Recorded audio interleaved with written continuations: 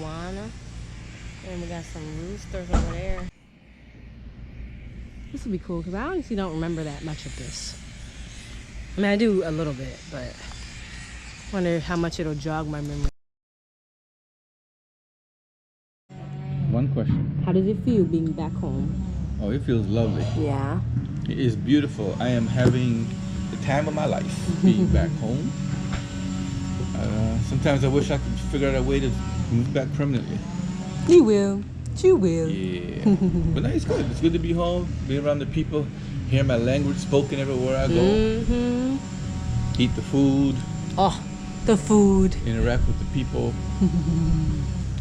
You know, and it's just good to see people living the good, simple life, you know. Enjoying the nature, Yeah. the world around, yeah. And I mean, who knows? I mean, when I'm not here or whatever, they might have a different attitude, but everything I've seen so far, you know, even the haircut, it wasn't the most perfect haircut in the world, but it was pretty good. Ooh, you looking sharp, you looking sharp. Yeah. I'm glad. Yeah, and I'm looking forward to this red snapper that they're cooking up for me right now. Ooh. And the soursop juice. Ooh. Yeah. Just speaking of food. Yup. It's gonna be off the chain. I'm gonna have rice and beans for the first time since I've been here. Looking forward to that. We had rice and beans the first day. When? With the food Peter brought us. No, you had rice and beans. I had boil up. Oh. Oh, yeah. Mhm. Okay. I don't know why I just thought your meal had rice and beans. Nope, boil up. Don't have rice and beans. Okay. Well, great. I'm glad you're enjoying yourself. Me too. You look great. Thank you. I feel great. With that smile.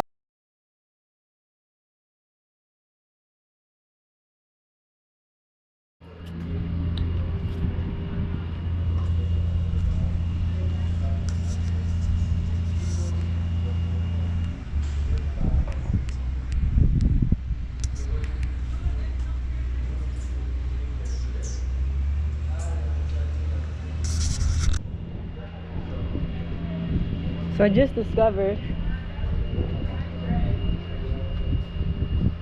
if I have the fork.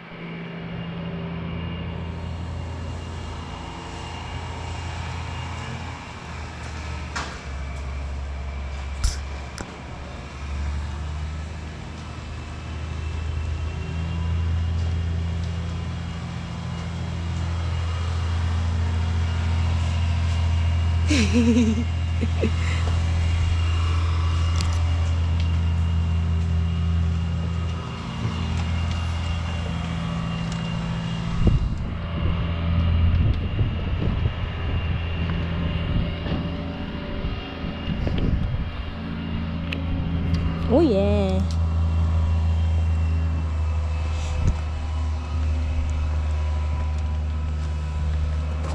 See, they have it right. Eating lunch big and then little snack supper.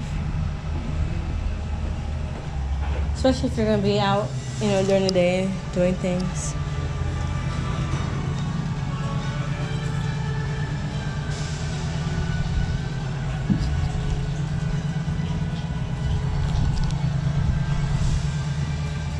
Is this still operating?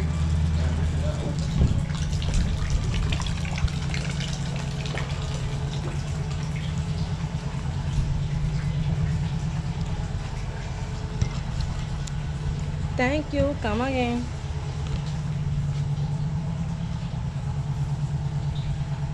Tell me my lens ain't clean. Just cause. Oh, but it says this way to the exhibit and the ticket booth.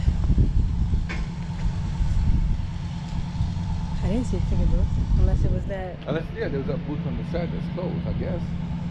Or the the one where the police guard and the blazing flag was.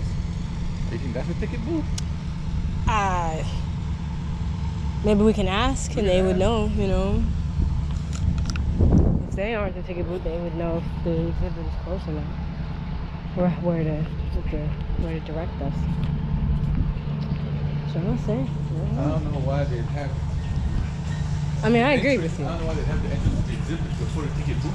Agreed. No, agreed. That's not right. Because then even... This is where you're going to the exhibit. Right? Yeah. At the time. And you have the train blocking it. But then when we The door came is closed.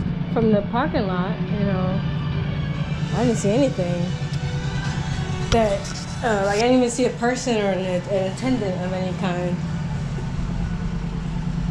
Like, No, this just says beach and restaurant. right. So, yeah, maybe that would have been, maybe that is the ticket booth and maybe it's closed. That would suck a little bit.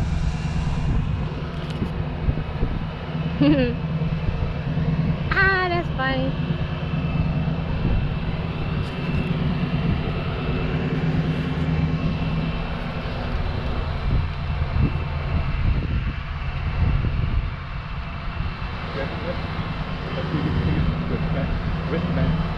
I agree, but it says ticket booth.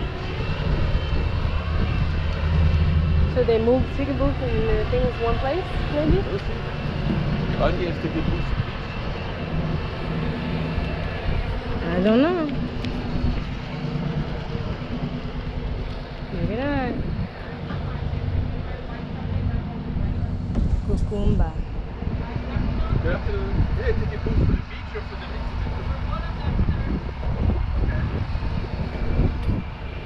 Ella, 2 tickets for the exhibit.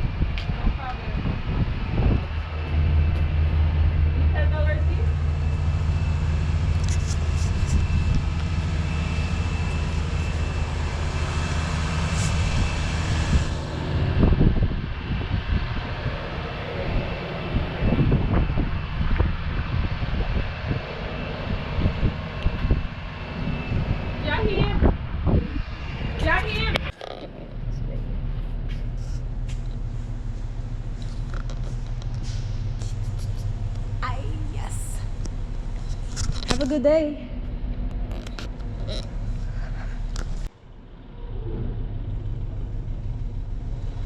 Settings that will leave you with a brief insight of culture and history in Belize. Let's get rolling.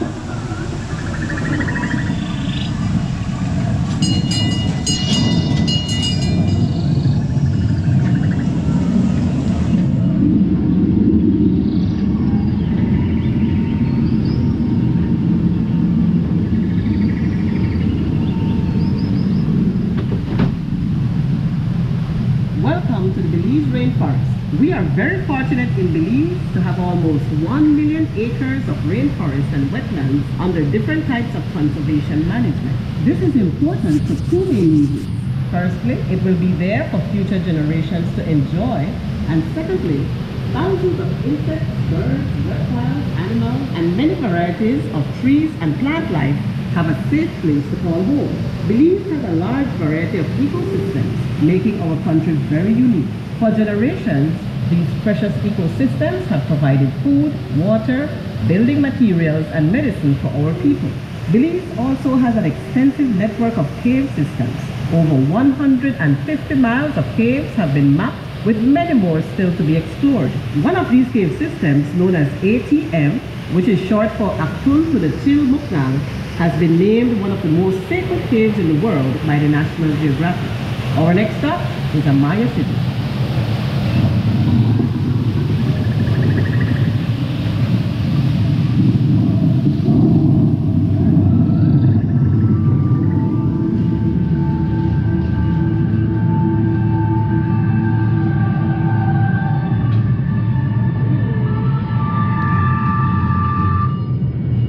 The Maya civilization was a very strong culture that rose to its climax and descended to its collapse in a period of 4,000 years, from 2500 BC to 1500 AD.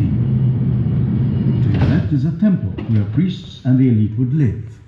To your right is a typical kitchen structure, and another for sleeping. This is where the general population would live. The Maya domesticated plants. Corn was the base of most of their food. They raised stingless honeybees and traded cotton, honey, flint, salt, feathers, and jade. The Maya developed their own calendar using advanced astronomy and mathematics. The ancient Maya believed that their universe consisted of 3 layers. The water underworld was Xibalba, the place of fright. In the middle was earth, 4-sided and floating in an ancient sea as if on the back of a turtle or crocodile.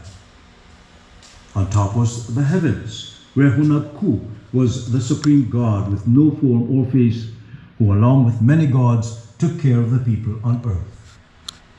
Connecting these 3 layers was the giant Symba tree, the sacred tree of the Maya.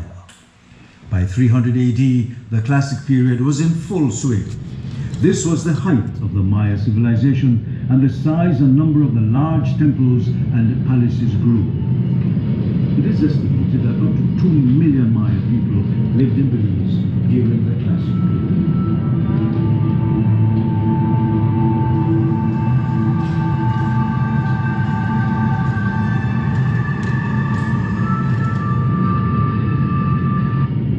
To your right is the early sugar industry. Sugarcane was introduced into the northern district of Corozal in 1848 by Mexican immigrants fleeing the caste war, and was grown in small amounts for sugarcane, rapadura, and molasses. However, it wasn't until the arrival of the American Confederates in southern Belize in 1865 that this industry took off. This sugar mill on display on your right was made in Louisiana and brought in by the Confederates. East Indian indentured laborers were brought in to work on these farms and would remain settled to become one of the major ethnic groups in southern Belize, referred to as Coolie Indian. Today, the industry is comprised of 2 big factories, one in the north and the other in the west of Belize. Over 5,000 independent farming families depend on this industry. To your left is the Chicle camp in the jungle with real sapodilla trees. Charlie the Chiclero is tapping the tree for its sap. Chewing gum originated from the sapodilla tree. This large tropical tree grows throughout the northern lowlands and central Belize. The life of a Chiclero was tough as they worked in remote jungle locations.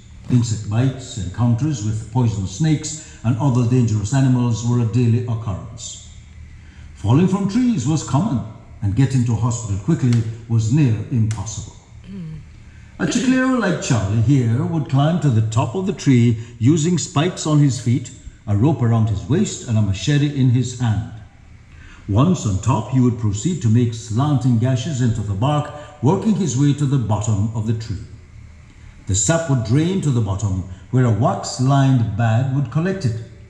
Once a large amount was collected, it would be cooked in huge iron pots, then poured into wooden molds that were sized to produce 25-pound blocks of chicken. These blocks would be shipped to Wrigley Company, Chicago, Illinois, for further processing into delicious chewing gum. That's where we from. Juicy fruit That's where I'm from. and Wrigley's spearmint gum. The cutting of logs took place in the dry season. Gangs of up to 150 men would go inside the jungle and set up camps. Huntsmen would locate the premium timber, then axemen like Joe to your left would cut it down. To cut above the wide buttress roots, a platform called a barbecue was built.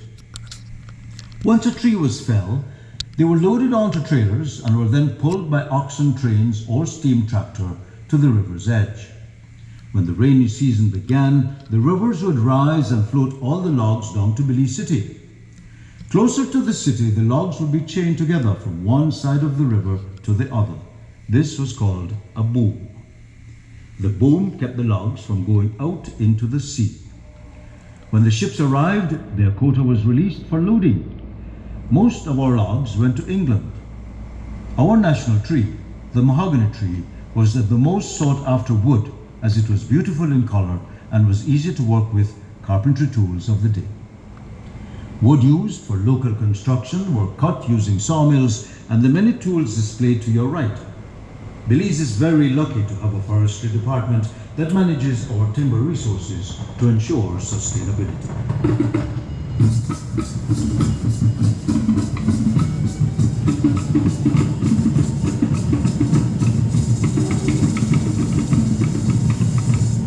We are now in a typical Garifuna setting next to the sea.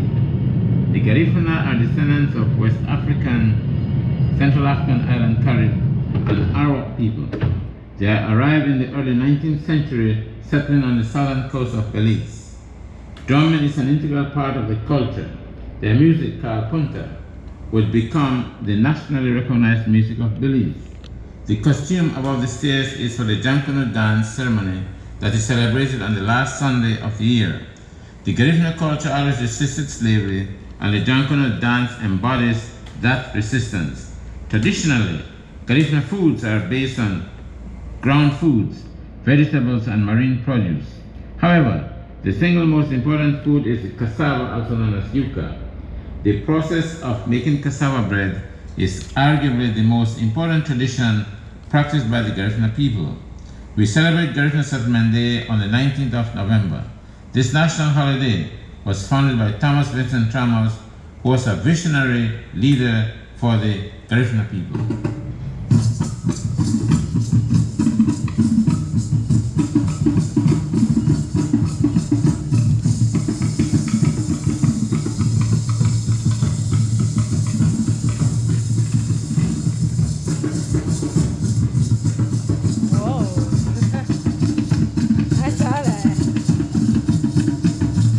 We are now on North Front Street, Belize City, circa 1910, when Belize was a colony of England. Ships coming for logwood, sugar, chicle, or logs would bring many European and North American products to ballast these large sailing vessels, and they would load them with bricks, which they sold in Belize. Many buildings in Belize are built with red bricks, hundreds of years old.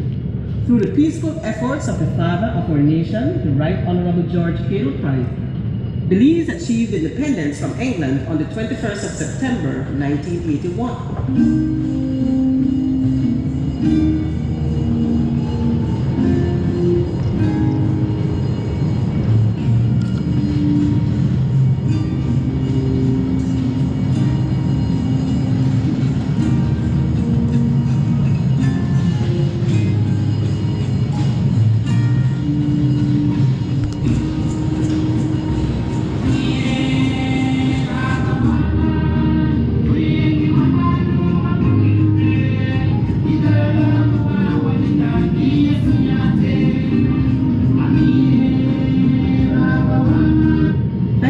Visiting Old Belize and Kokomba Beach.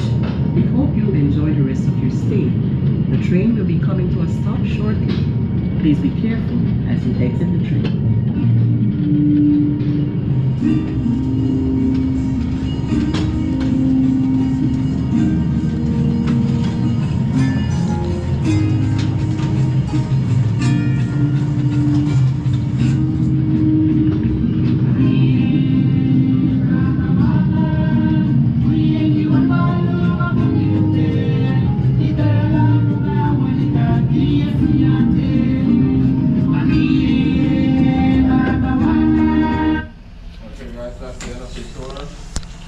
Thank you.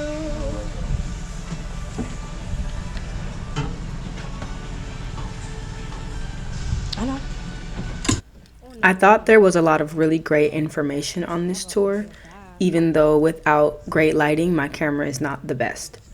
The train component of the tour is a new potential post-COVID feature. On my first trip to Belize as a teenager many years ago, there was no train, and we could freely walk up to the displays through the path following our tour guide. Mufasa was not exactly impressed that we even needed this conductor this time around, controlling the pre-recorded tour information from their phone.